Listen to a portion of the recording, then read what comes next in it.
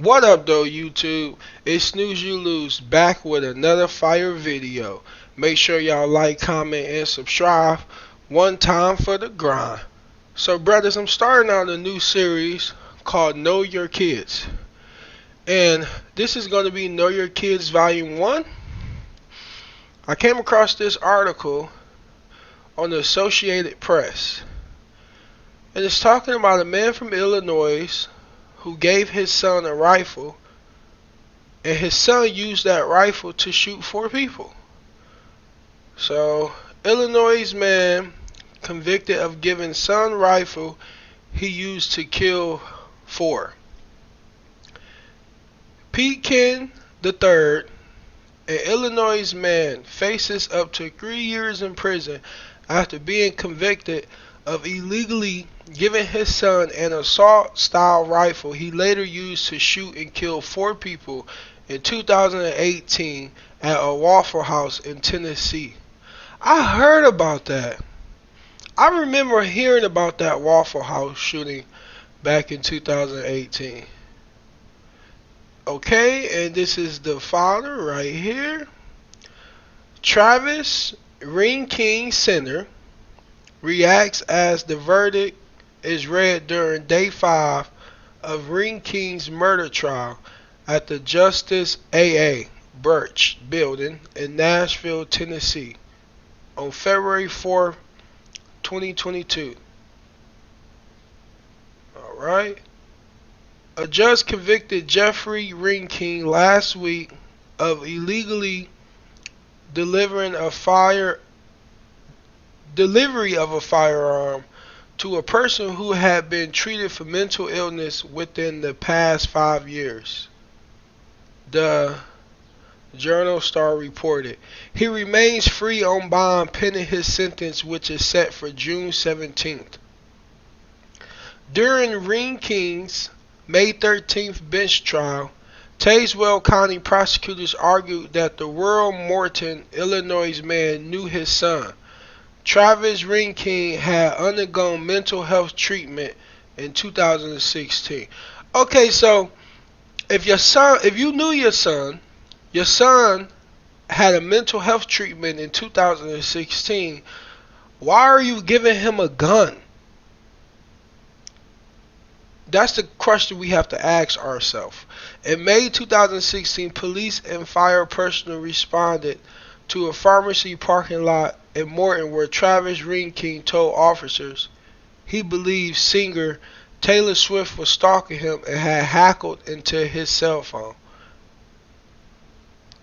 Reports the Journal Star obtained in 2018 showed Travis Ring King was brought to a Peoria hospital for evaluation after that incident and had agreed to go to the hospital.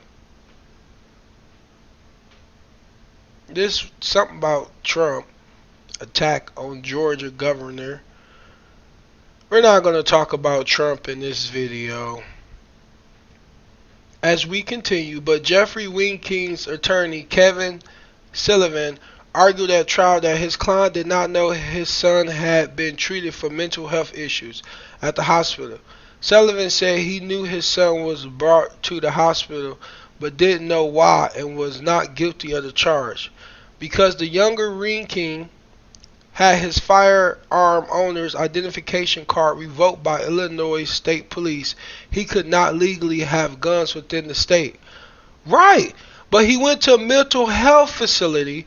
That's why he had his guns license card revoked. Okay? Because this guy is a danger to himself. That's the first thing. Now, he went on to hurt these people and bless these people's souls, you know. He went on to hurt these people at the Waffle House. I've been to a Waffle House maybe once when I was in the South. You know, they got some nice stuff at the Waffle House. Because I like waffles. Strawberry, blueberry, raspberry, any kind of berry and regular waffle you can think of, I like. But this is why they revoked his card. Because he's a danger. Okay, Travis Ring King surrendered his guns to his father, who later returned them to him at some point before the fatal shooting at a Waffle House in Nashville.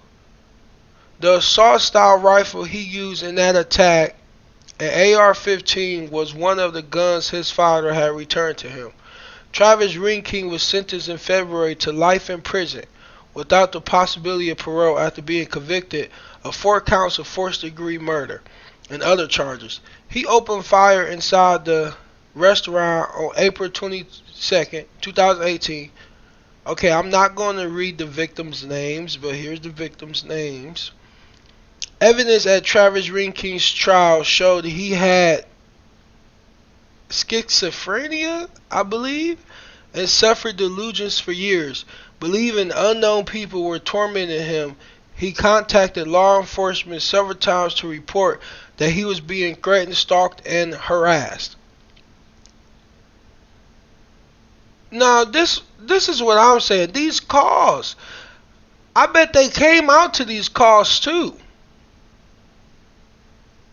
In July 2017, he was detained by the Secret Service after he ventured unarmed into a restricted area of the White House grounds and demanded to meet with then President Donald Trump.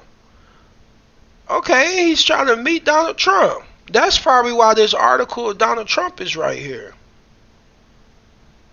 Okay, so yes, brothers, we have to realize you can't have a disconnect with your child, especially your son.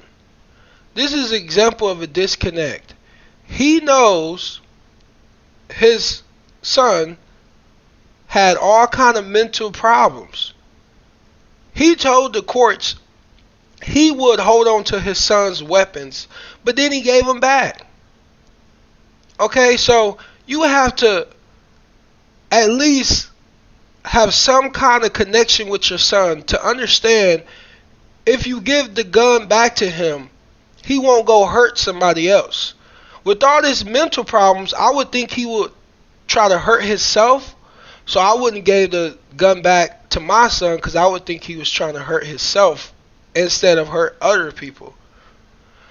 But yes, we have to figure out a way to stop giving in to our kids' demands. If your child wants something and you feel it's not in his or her best interest, you shouldn't give it to him, because this is the kind of outcome you can have. Because they don't respect you. If they respected you, they wouldn't put you in a position to have to serve 3 years in prison. But yes, this is the first video into this series. I will have more videos about this. And as I always say, I will see you guys later in the next one.